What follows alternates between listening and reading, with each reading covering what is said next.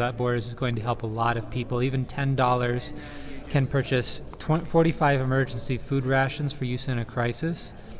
$30 can purchase wound care for 6 burn victims. $50 can purchase enough vaccine to inoculate 175 children against the deadly outbreak of measles. So any money you are able to give will help many, many people. Thank you very much for everyone for your donations thus far. We have a $5 donation from Stephen Walsh. To my fellow marblers, keep on marbling. Let's break this game. And yeah, he sure did.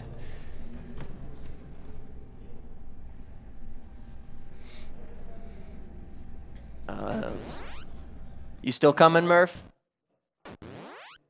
No, it's fine. Oh, okay, all right. Audio's good and everything? All right. So I'm probably not going to be saying much because when I was practicing this yesterday, every time somebody asked me a question, I'd screw up something really simple. So hopefully Puexel can explain everything pretty well. Yeah, it's a pretty straightforward game, but I will do my best. Yeah, there's a couple things that might not be terribly obvious what's going on, but this is basically Contra meets V. So, all right. 3, 2, 1, go. So since this is a uranium anchor speedrun, there's going to be walking on the ceiling. Oh, yes. And this is also a really fancy schmancy looking mech that dies in one hit, unless he has an armor upgrade, which is the A circle that he'll be able to use for damage boosts, I think a couple of times throughout the run. Oops. Missed that one by a little bit. And then that's the gravity fight. I think, yeah, you can only hold one power-up other than the armor at a time. Yeah. And this is the gravity fireball, which, well, makes him invincible and hurts things when he's flipping. So normally that thing takes a while to kill, but the armor power-up, you can just run into it and kill it instantly. It saves like 5 seconds. Then the P power-up you got is an upgraded normal beam. Does it just double your attack power, or is it... That sounds right. Okay. It also lets you shoot through walls, and it makes the shot a lot wider, so it's a lot easier to hit things.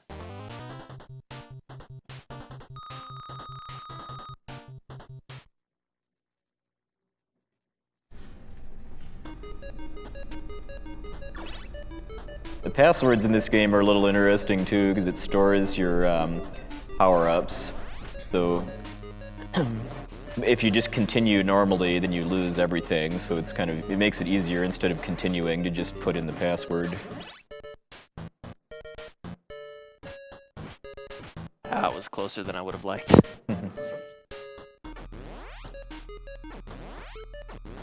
And these gates here, he's controlling them by his flipping.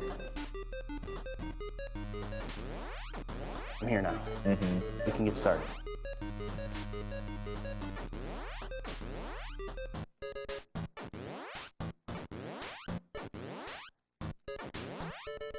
One thing I do want to mention is that those gates are instant kill. Even if you have an armor power-up, if they swing into you, they count as a crush death, and crush deaths are instant in this game. Nice. Pretty fantastic.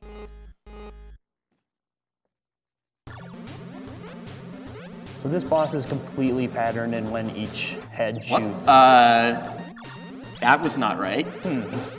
Right after you said that, thanks, Murph. Yeah. No need to thank me. No need at all. That was not supposed to happen. Yeah. So yeah, they're supposed to have a set pattern. Yeah, every once in a while they do something wrong, and I'm not sure if it's just that weirdly random or what. Yeah, I don't know. Anyway, that's gonna cost me a couple seconds because I'm gonna have to pick something up that I wouldn't normally, but not a big deal. Normally I wouldn't have to pick this one up, but do now. Whoops. Not exactly, but yeah, gravity ball is the best. Charge into things.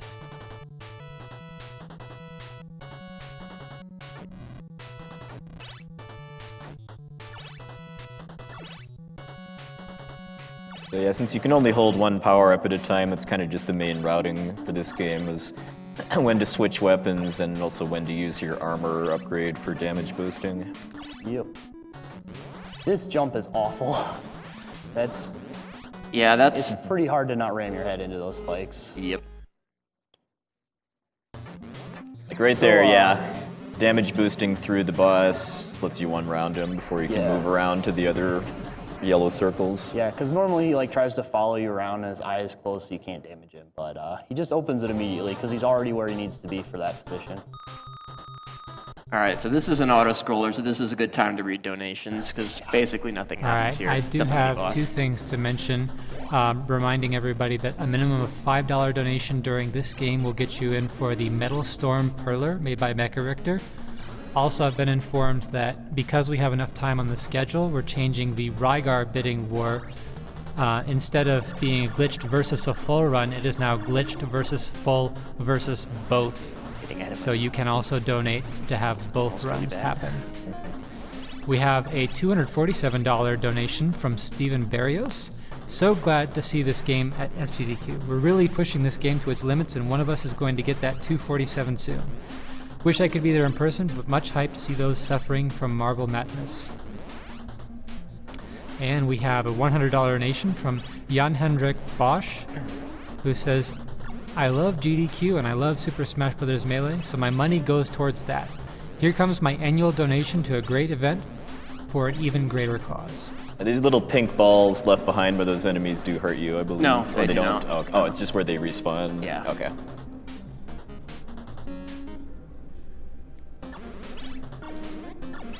We have a $37 donation from Toma Lazar, who says, I'm so glad this marathon is lining up so perfectly with a slow week at work so I can just keep the stream on and watch live. Congrats to the runners on doing a great job and helping those in need.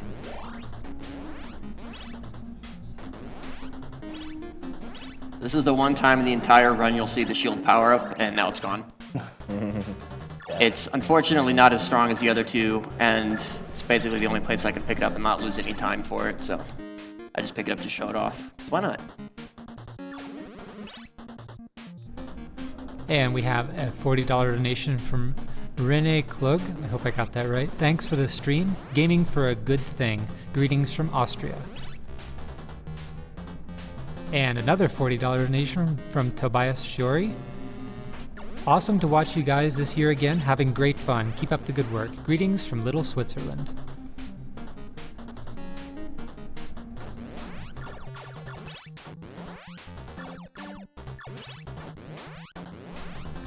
We have a $10 donation from Lars Remy Peterson, who says, Treasure Master must be the best game I never heard about.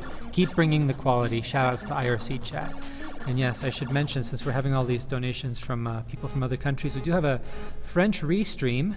For those who are interested in watching the stream in French, you can go to twitch.tv/officiels_jv.com. That's we like to call that boss's lasers toothpaste, by the way, for obvious reasons. Yeah. This stage coming up is where things are most likely to go wrong because it's very cycle based, and if I miss it by just a little bit, it can really screw up everything else. And the boss is probably the most random it's the most random boss in the game. And when I say random, I mean he moves based on where you are, but it's so precise that it may as well be random. Yeah, one nice thing about the P laser is that it's wide enough to shoot these things when you're off axis with them a little bit. Yeah, because otherwise you really have to take your time here and wait for them to stop shooting.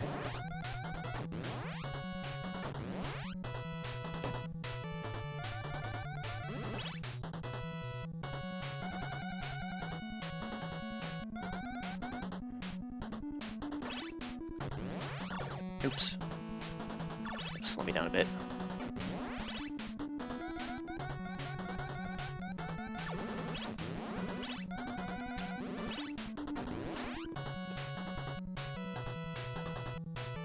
Gotta wait.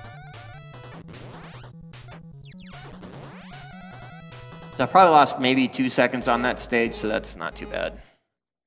But this guy can be kind of a jerk.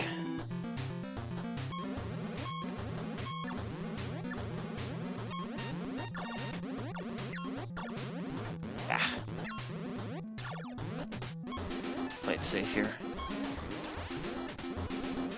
Nice. All right, that wasn't too bad. Nice.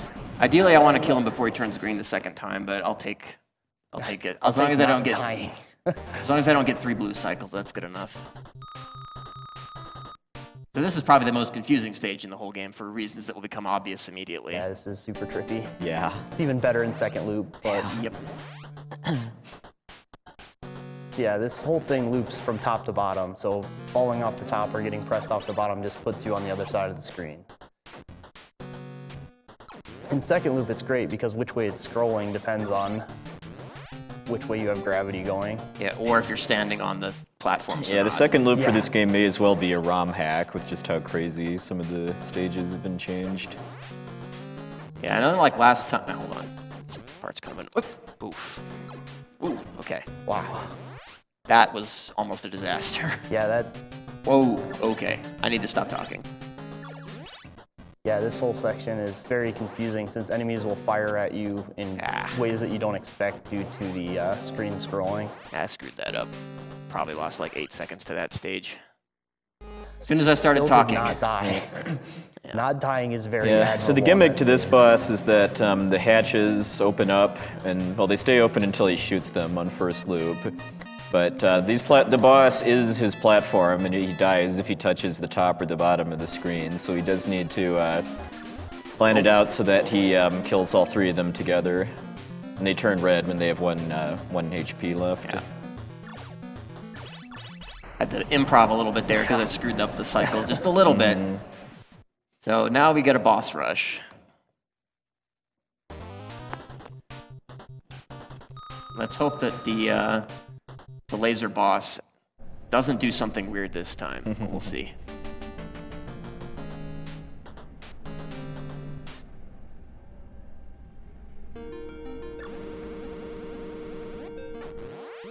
And none of these fights are really different than the first go, right? They're completely identical. Okay. We have a $5 donation from Danny Cohen, who says, Metal Storm. And a $10 donation from Trevor Moore, who says, Metal Storm rules and everyone should know it. Yeah, I screwed that up a little bit. At least I didn't get shot, though. Yeah, that's the important part. Otherwise, you have to play the dance.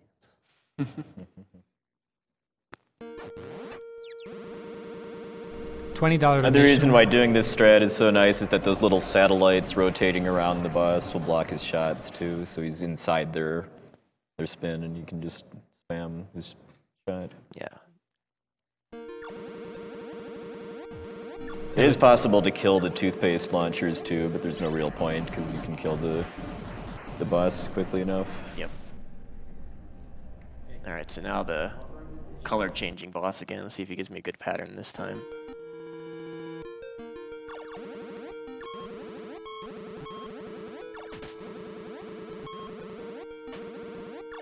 Whoa, okay. That's not what he's supposed to do. Yeah, he's being It's a real special pattern. Yeah, he was a bit of a jerk.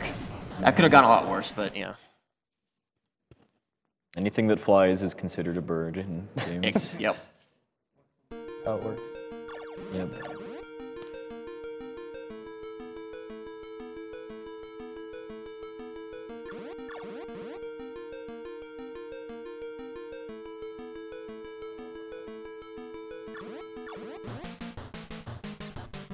I like the background for this, just the random spaceships. Yeah.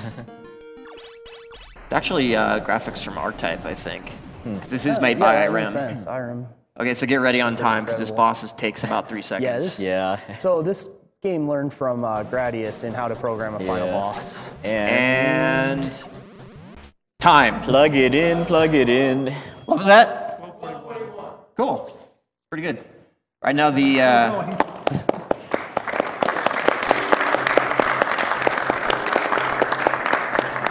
so up until I started practicing for this game for SGDQ, the world record was 12:44, but I brought it down to 12:14 in the meantime, so I'm pretty happy with 12:41. So next up is, I don't even know what's up next. What is up next? Next up is Star Tropics 2 Okay. by Gubadoo. This was Metal Storm by Uranium Anchor. If you're just joining us, this is Summer Games Done Quick 2014. Experts is right, by the way. Second Loop does not mess around in this game. Yeah. Have you actually beaten it, Murph? Yeah. Okay. I did eventually. It's pretty raw. Summer Games Done Quick is put on by Speed Demos Archive and Speedruns Live in cooperation.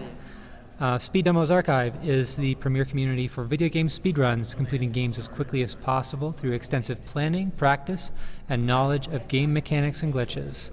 You can visit the page at speeddemosarchive.com. And the Twitch team page is twitch.tv/team/SDA. Speedruns Live is the best site to race video games online against others.